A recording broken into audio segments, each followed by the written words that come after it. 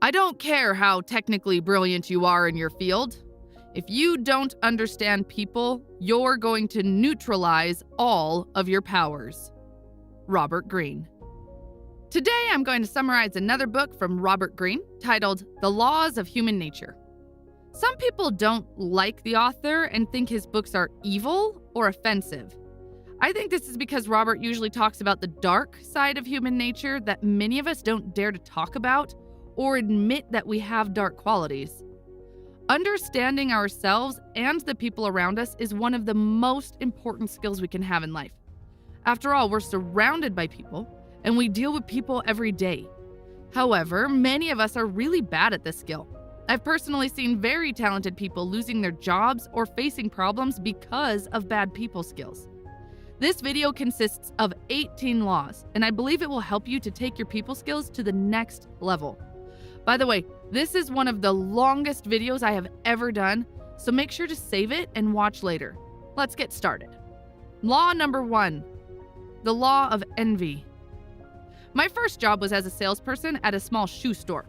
My manager was an envious person who used to criticize everyone behind their backs.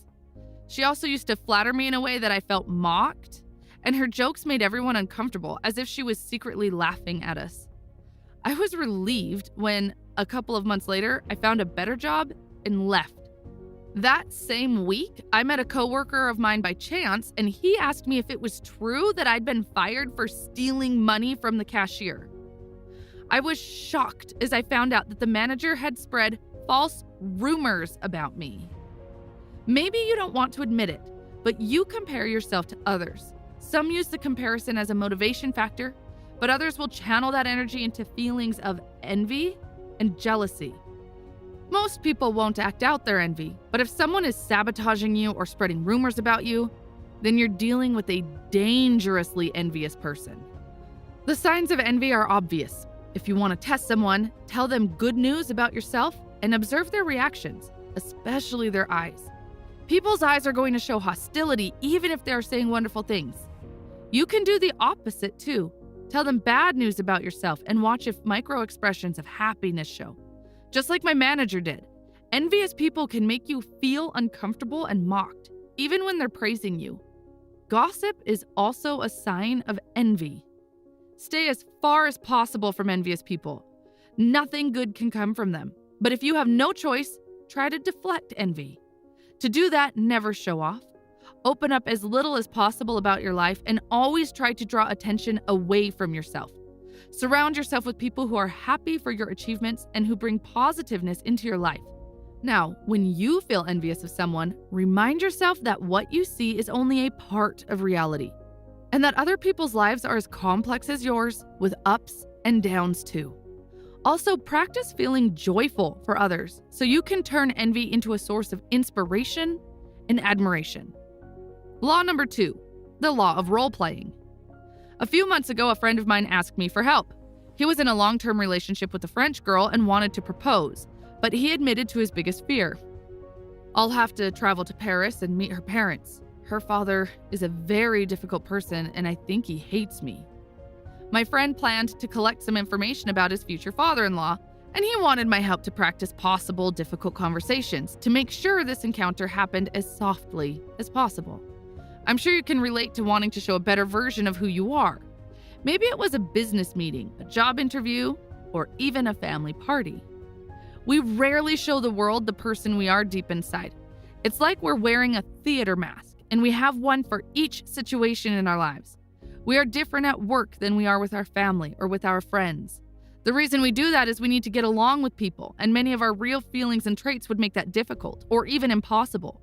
A person who can't hide or who says exactly what they think all the time is going to be unpleasant and unwanted, if not hated. If you are lucky, you can be more authentic in your close relationships, but that's not true for most social situations, especially at work. If you ignore this law, you're wasting a huge opportunity to develop your social skills. Here are 2 tips to use this knowledge to your advantage. Tip number 1. Accept that those masks are necessary so that you can function socially and wear yours proudly. You're not being unethical, you're doing exactly what is expected of you. Tip number 2. There are very small cracks in our masks, and our true personalities leak out sometimes. You can observe people and learn more about them. Children are amazing observers. That's why liars hate them so much. All you need to do is to recover that ability. Focus on their faces, micro expressions, signs of tension, forced smiles. Focus on how they inflect their voices and how fast or slow they speak. Just don't be too obvious or people might get defensive. Law number 3, the law of compulsive behavior. Do you have a friend who always falls in love with the wrong person? They promise themselves next time will be different, but are heartbroken again in a few months. I used to have a friend who always offended people unintentionally. He regretted it and apologized, only to find himself doing it again later. Our behavior patterns are influenced by a deep part of our personalities called character. Character stays with us for our whole lives, so it's easier to see it when you analyze people's actions over time. Remember, people never do something just once. They will repeat their good and bad behavior, and sometimes they don't even know they're doing things until it's too late. So here's how to use your knowledge about character to improve your relationships. Tip number 1, pay attention to people's behavior patterns. How do they make decisions and solve problems? Most importantly, how do they deal with power, responsibility, and pressure? People become more vulnerable and less flexible when they're stressed. That's when they show who they really are. Tip number 2, value character above all else when choosing people to relate to. When choosing a partner, for example, character should be more important than charm and attraction. This is how you avoid wasting years of your life with an incompatible person and a toxic relationship. Choose to relate to people who are strong, flexible, empathetic, and persistent. Tip number 3, avoid toxic character types. Here are a few ones that you should be especially careful with. The hyper-perfectionist. They seem dedicated, but are more concerned about being in control than about good results. The relentless rebel. They hate authority, rules, and can't accept criticism. Their rebel instinct is going to turn against you, sooner or later. The personalizer. They're sensitive and take everything personally. You walk on eggshells not to hurt them and feel guilty for insulting them, even if you didn't. The big talker. They seem impressive, but once you get to know them better, you'll find out that they're actually boasting about things they've never done or will never do. The pampered prince or princess. These people behave childishly and make you feel bad for not giving them everything they want. The savior. They'll always be there for you, giving you everything you need and solving your problem. Until you try to be independent and realize they were just trying to buy and control you. Law number 4, the law of covetousness. If you have ever observed small children playing together, you'll notice an interesting behavior. When one of them catches a toy to play with, the other children suddenly want it too. And if you tell them they can have any toy they want except one, guess which toy they will throw a tantrum to get. From a very early age, people desire to have what they don't or can't get. The behavior repeats itself. We get what we want and immediately lose interest and find a new object to covet. Nothing kills our imagination faster than familiarity and predictability. Sometimes we just move on from one object to the other, getting easily bored with everything we already have, including our relationships. Humans can't stop coveting, but we can learn how to use it in our favor. Here are 3 ways to do it. Tip number 1, find out what you want. Identify what is positive and what is counterproductive in your coveting tendencies. Don't allow yourself to be easily deceived and covet something just because that's what everyone else wants. Think of all the negative points too. A lot of people desire fame, for example, but are they really prepared to deal with the lack of privacy and freedom fame brings? Tip number 2, find enjoyment in your reality. Focus on the positive side and be grateful for what you have today. Being in a deeper relationship with your reality will give you the focus and power to change only what really needs to be changed. Tip number 3, becoming an elusive object of desire.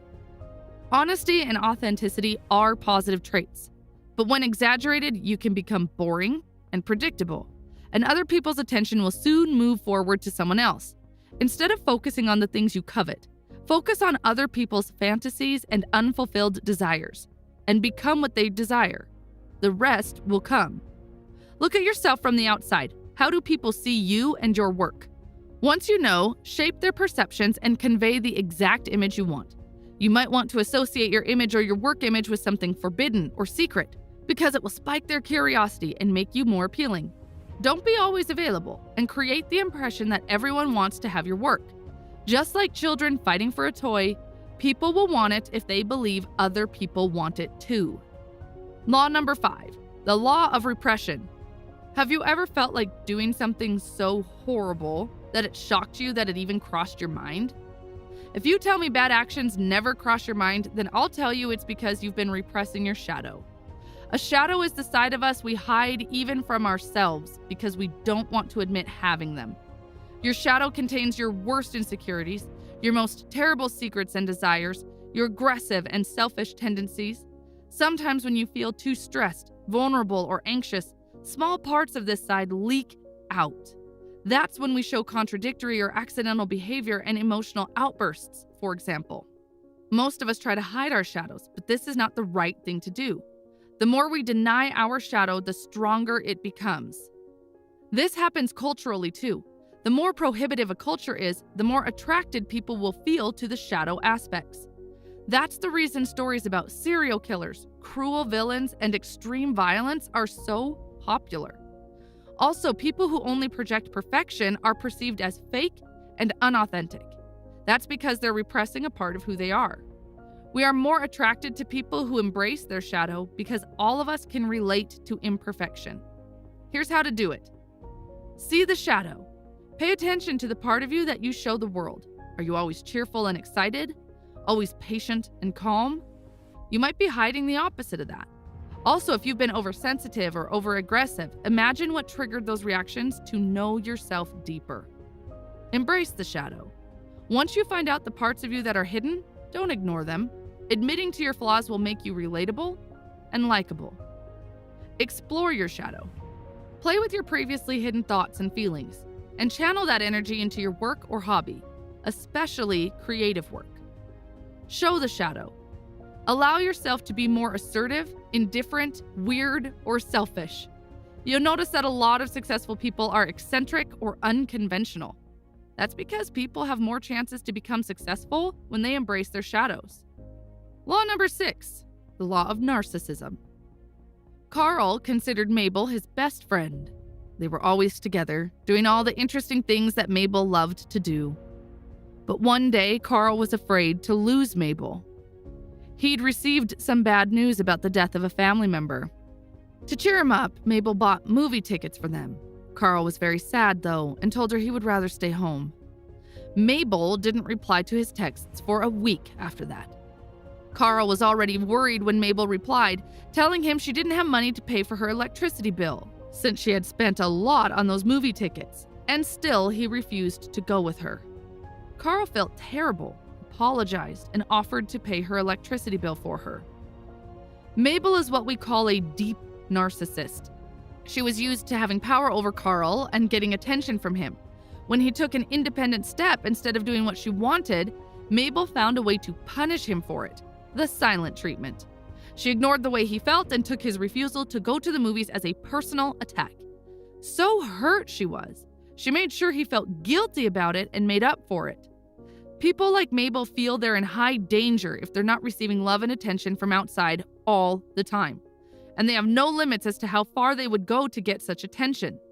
They're so manipulative that it's hard to realize what they're doing, just like Carl didn't. Now, you and I are not so different from Mabel. All of us are narcissists at some level. We focus on our goals and feelings most of the time and want to be appreciated. The difference is that most of us can do something Mabel can't. We can give ourselves love and attention. Therefore, we don't need external validation all the time, as she does. The opposite of narcissism is empathy. It's when we forget about ourselves and turn our attention to others. The more empathetic we are, the healthier we will be. Empathetic people recover quickly when they're hurt, don't take things personally, and can laugh at themselves. They also understand people better and build healthier relationships. Law number 7, the law of irrationality. Katie and Jen work together. They're not best friends, but they get along well enough. Well, that is, they used to until last week when Jen shouted at Katie for making a mistake on her report.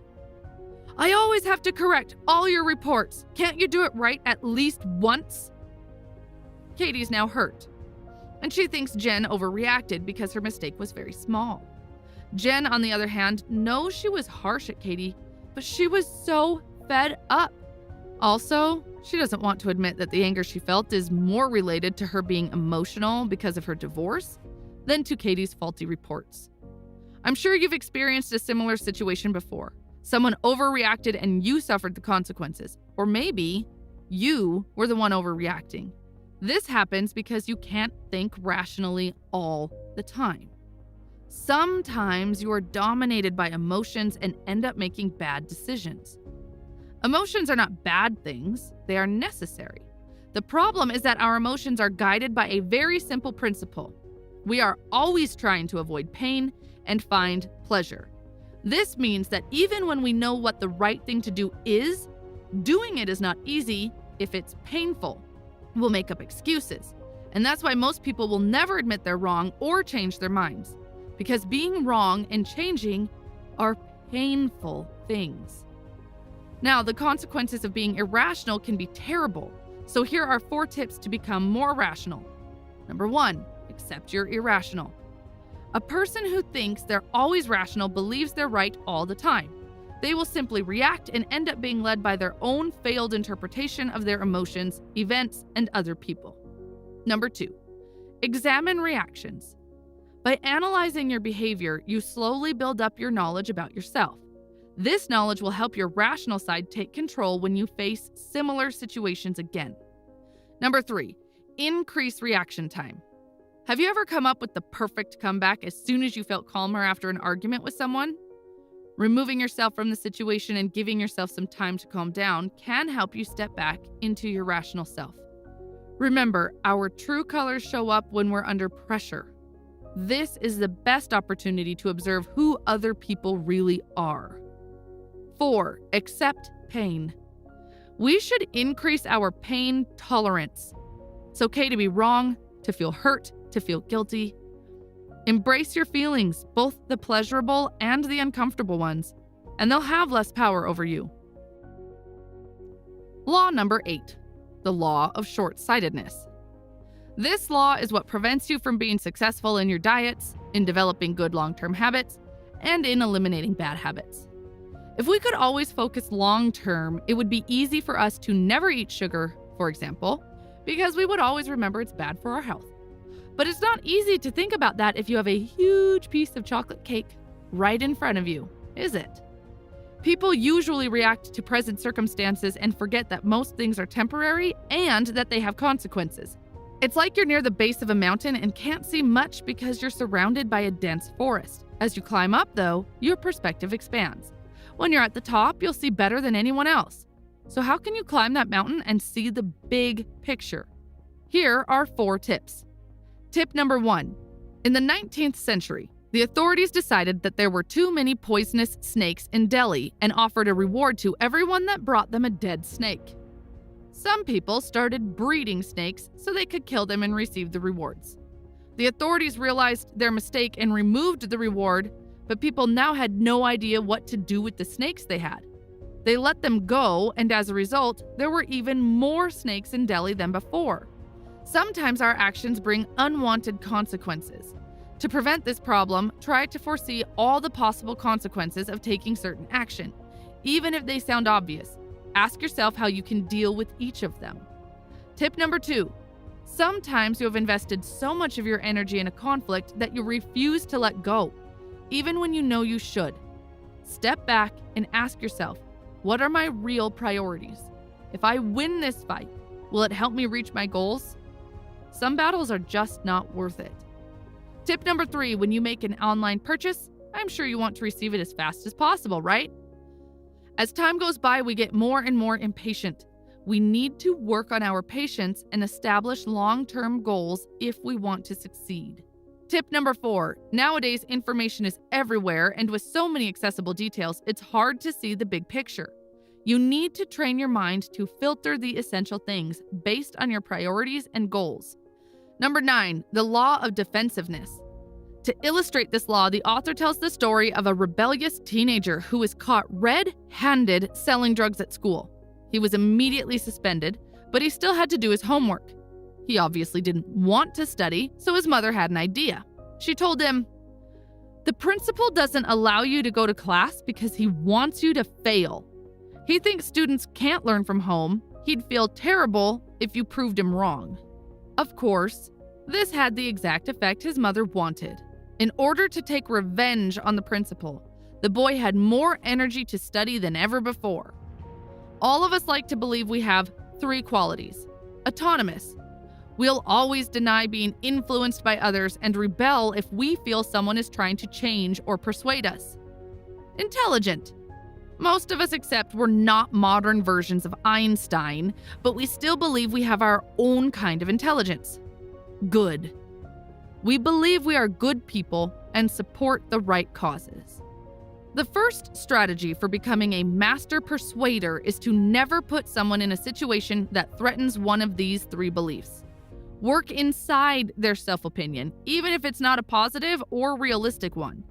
Be empathetic and validate people's beliefs before you try to persuade them. Let them feel like they're persuading you. They'll feel superior, which is precisely what you want, because then they'll be more open to your ideas. Strategy number 2, be a deep listener. Listen more than you speak. Reply to what they said with something that makes them feel validated, and that encourages them to keep talking about their interests. But don't be too obvious, because they'll get defensive if it sounds like an interview rather than a conversation. Strategy number 3, inspire safety. When we believe people accept us and love us just the way we are, we feel less defensive. When we are with friends, for example, your goal is to learn how to inspire the same feeling of security in other people. Strategy number 4, allay their insecurities. We tend to like people who can appreciate us. So identify their insecurities and never trigger any of them. When someone asks you for your opinion, they don't want the truth. They don't want to lie either. What they want is to be validated and to have their opinion confirmed, but in the most realistic and kind way possible. Strategy number 5, use people's resistance and stubbornness. Some people are especially resistant. They feel like the world is against them, so they need to resist it. Your job is to use their resistance and stubbornness back at them, like the mother did with her rebellious son. Law number 10, the law of self-sabotage. Suppose 2 people traveled to Paris, Marcus and Lydia. Marcus thinks Paris doesn't look so appealing. The language is difficult, so he doesn't talk to a lot of people because he hates embarrassing himself. The beautiful pictures he's seen don't correspond to reality because the sites are always crowded with tourists. He feels lonely and uncomfortable. When he goes back home, he tells people that Paris is not worth it.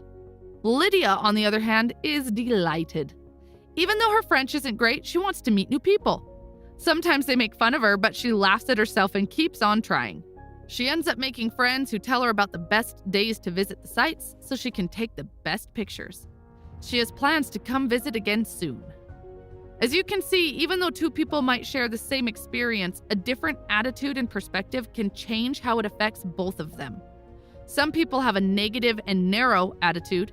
They are too careful, afraid to lose control, and always expect the worst to happen, just like Marcus. Other people, like Lydia, are always open to new ideas, and they usually have more positive experiences. Here are a few expansive attitudes that can help you. Attitude number 1, replace conviction with curiosity and see yourself as a fearless and open-minded explorer. Attitude number 2, don't try to avoid frustration and obstacles at any cost. You can't avoid adversities, but you can control your responses to them. See negative events as opportunities to learn and become stronger. Attitude number 3, don't adopt the indifferent and skeptical attitude that's so in fashion right now. These people see positive people as naive, but their negativity is actually a mask to disguise their fears. Attitude number 4, don't take things personally. Most times, people's reactions towards you say nothing about you. It's about themselves. Attitude number 5, don't limit yourself. Your body and mind can do much more than you think. When I was still in college, I often got sick before a difficult test or an important presentation. This happens because negative feelings such as exhaustion or anxiety make us weaker. Our health improves when we are more positive. Law number 11, the law of grandiosity. We've all dreamed of something grandiose before, especially when we were children. We dream we will be the most popular rock star, write the next bestseller, save all animals from extinction, or run the most successful business in the world. We want to consider ourselves important and have a positive opinion about ourselves. This isn't a bad thing. Grandiose dreams move us and give us willpower and motivation. The problem is when our grandiosity feelings get out of control and lead us to a distorted version of reality. We start to believe we are much greater than we are, or than everyone else thinks we are, and we lose touch with reality. To avoid that, we need to channel that grandiose energy to our work, goals, and decisions, not to our egos. This is how you can do that and feel fulfilled. Tip number 1, be honest with yourself. We all have ambitions and want to feel important. What is it you want, and is it doable? Tip number 2, instead of hopping from project to project, unable to decide which fantastic idea is best, focus on one reasonable goal only, and take one step at a time. Tip number 3, your ideas won't be perfect. Search for other people's feedback about it and consider their opinions. Tip number 4, go for projects that are a little above your current skill level. Not below, because they'll be too easy. Not at the same level, because they won't make you grow. And not too above, because they'll be a fantasy and you'll give up on it as soon as you realize that. Tip number 5, once you've tamed this energy, you can let it run free from time to time by challenging yourself with a greater goal. Law number 12, the law of gender rigidity. In many ancient cultures, such as Persians and Egyptians, it was believed that humans were both male and female. The myth said it made them so powerful that the gods felt insecure and split humans in half, and that's how we became either masculine or feminine. Greene says that all of us have masculine and feminine qualities, but as we grow, we over-identify with one or the other, based on our genetics and the influence of our parents. So we repress our other qualities, and in the process, we lose important dimensions of our character and personality. One example of this is when you see a person who believes rationality is an exclusive masculine feature. They will belittle men who are more emotional and say things such as, boys don't cry, even though it's proved that men can be as or even more emotional than girls. We must become comfortable with both our masculine and feminine qualities and cultivate balance. When we cover that distance internally, our external relationships will improve because we'll feel more connected to all human beings, regardless of gender identification. To make progress individually and as a society, we should stop trying to fit in. Don't conform to the gender role that is expected of you, nor demand that from others, especially from children. Instead, create a role that fits you and who you are, regardless of gender features. Look inside of you, become aware of the masculine or feminine traits you've lost along the way, and gradually reconnect with them. You'll become more creative, authentic, and independent. Law number 13, the law of aimlessness. I've already heard about many people who achieved their goal to be rich, but suddenly felt lost. Somehow the money they had worked so hard for didn't seem to fill the gap the way they expected it would. We hear countless stories, some of them very tragic, of people who are rich, famous, and successful, but not happy. This happens because things like money and fame have no meaning if they're not connected to a higher purpose. They're just stuff that you'll always want more of. Without a purpose, your goals won't bring you fulfillment. Instead, they'll be easily replaced by new meaningless goals as soon as you achieve them. You'll feel lost and think, I got what I wanted. Why am I not happy? What have I been doing with my life? In this job? In this city? Here are a few strategies to help you find your high sense of purpose. Discover your calling in life. Search for inclinations you've had since you were a child, activities that seemed pleasurable, natural, and easy. Is there anything you love to do so much that you would even do it for free? Your vocation might be related to the intersection between several fields, such as technology and design, or literature and philosophy, for example. Embrace people's negative opinions. Most people avoid situations where they will face criticism and failure. You don't need to do that. Accept negative experiences, limitations, and even suffering as ways to learn, and use other people's negative opinions to motivate you and increase your sense of purpose. Absorb purposeful energy. We are extremely sensitive to other people's moods and energy. Always try to associate with people who have a high sense of purpose, because they will inspire the best in you. Create a ladder of descending goals. Long-term goals will give you clarity and determination. They are ambitious and motivate you. Problem is that they also bring anxiety. To deal with this, you need to create a ladder of smaller, simpler goals that lead to your greater one. Think of goals that you can achieve in relatively short periods, so you can feel satisfaction and be reminded of your sense of purpose from time to time. Law number 14, the law of conformity. In the 1950s, psychologist Solomon Asch made a group experiment. He showed participants one line segment and then 3 more, and asked them to choose which of the 3 lines matched the length of the first one.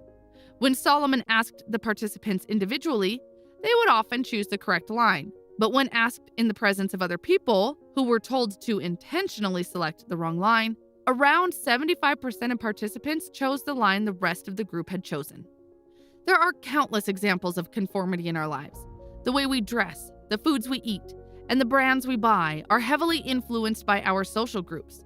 We don't conform because we're naive or easy to manipulate, but because we need to feel we belong, be it in a small group, such as our group of friends, or in a larger one, such as the country we live in.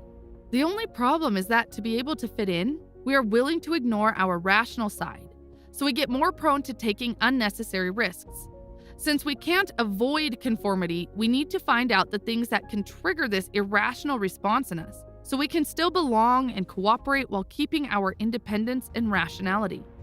To do that, Greene suggests we form a reality group.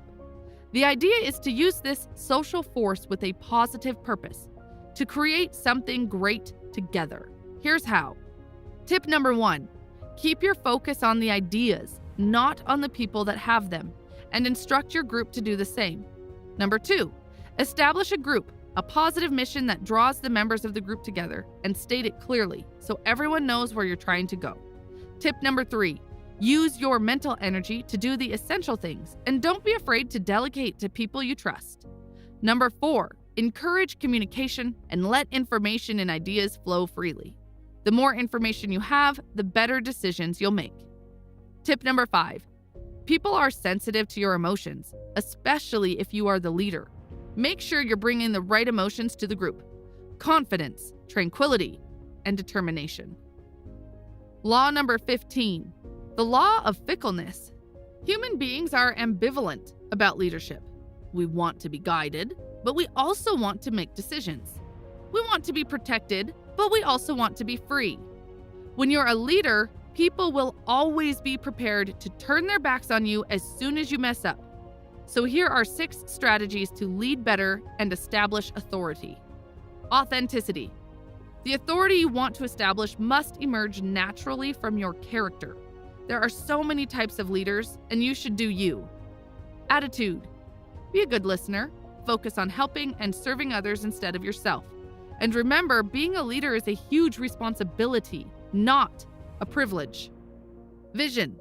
In difficult times, be the person who can see beyond fear and stress and bring everyone back to focus.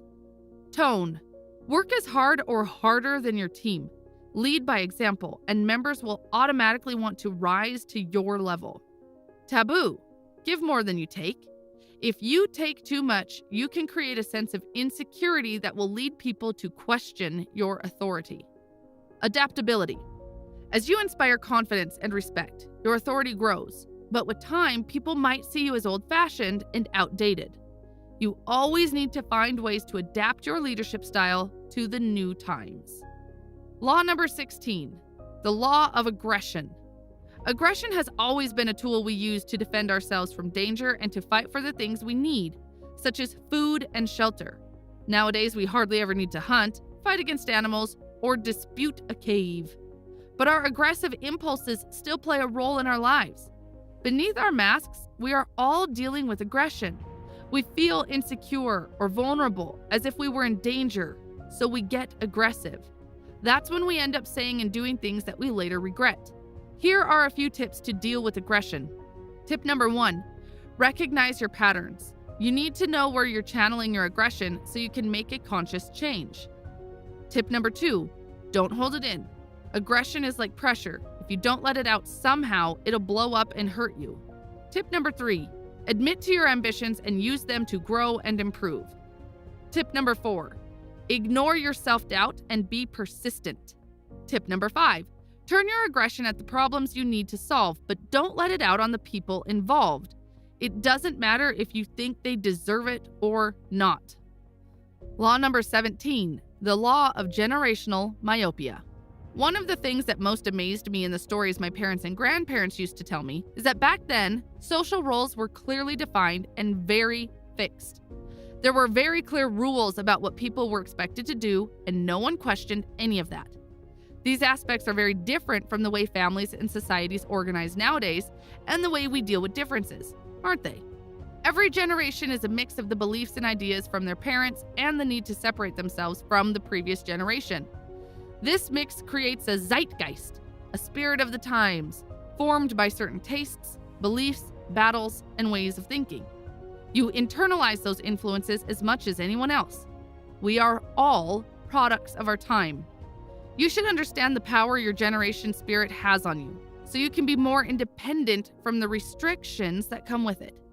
If you identify what your generation is searching for and give it a voice, there's a great chance that your work will find resonance.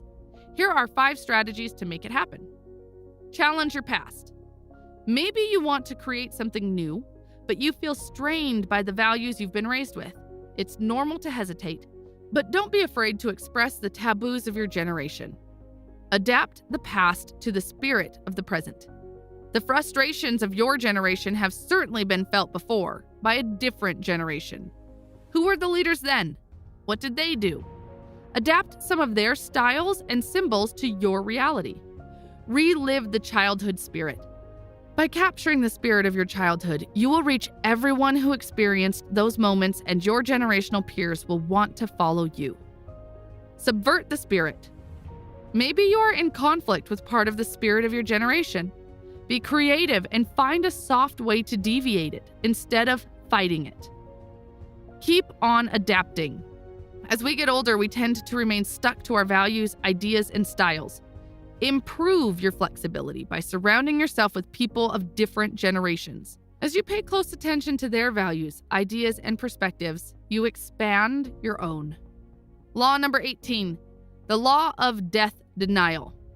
Have you ever had months to work on a school paper and ended up doing it at the last week or even on the last day before the deadline? You put it off and only felt motivated to work efficiently when the deadline approached. That's very similar to how we feel about death.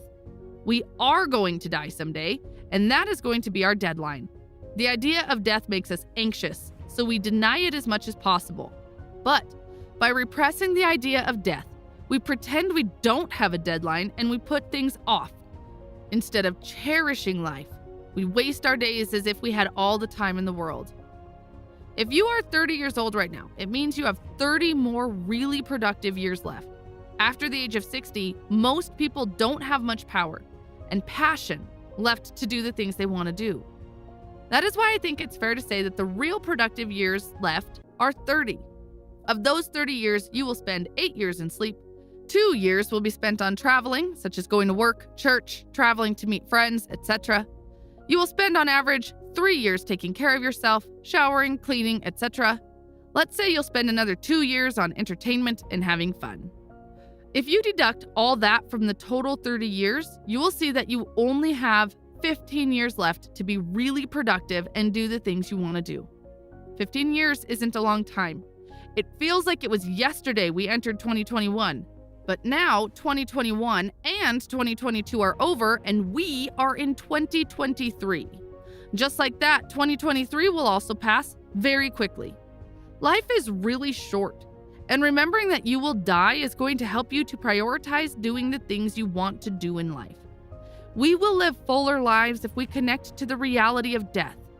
Think of your remaining years as your deadline and use it as a motivation to work on what matters most to you and on all the amazing experiences you can have before death arrives. If you like Robert Greene's ideas, check out the video you see on the screen. It's the summary of another book called The 48 Laws of Power. Thanks for watching.